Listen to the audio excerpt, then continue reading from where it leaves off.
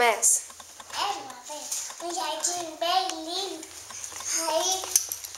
Aí, não lembro, mano. Quem morava nesse jardim? Um bicho pequeno, um bicho grande. Como chama aquele bicho, mãe? Que os bichinhos que moram no jardim que voa? Papai, mas tá no borboleta. Vamos prestar Borboleta. atenção. E Ah, eu não lembro da outra. libélulas. Libélulas. É, abelhinhas. Belinhas. Aí veio um amigo bem colorido. Aí E quem mais morava nesse jardim? O seu amigo?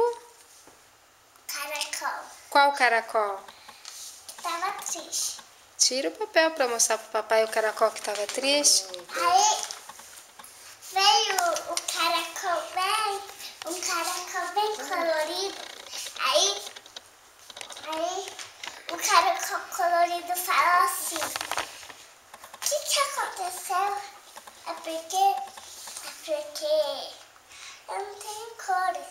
Aí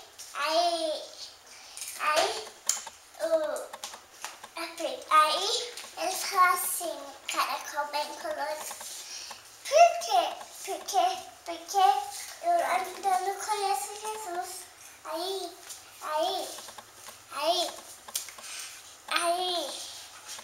ele fechou os olhos, fecha os olhos. Aí orou pra Jesus, aí olha o que aconteceu com ele.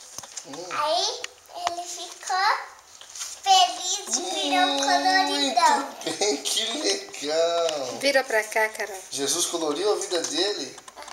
Uau, Caracol Cacá. lindo. E aí, como é que legal. acaba essa história? Como é que acaba mesmo, mamãe? E aí, ele ficou feliz? Ficou feliz e olhou Pro alto. Por quê? Antes ele olhava pra onde? pra baixo. Mostra aqui. Segura bem firme pra mamãe filmar. Peraí.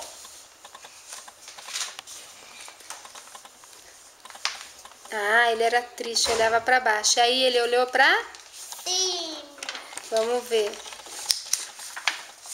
Olhou pra baixo, né? E olhou pra cima. Vira aqui, Muito Carol. bem, mamãe. Muito bem, Não Carol. mexe no meu braço. Parabéns!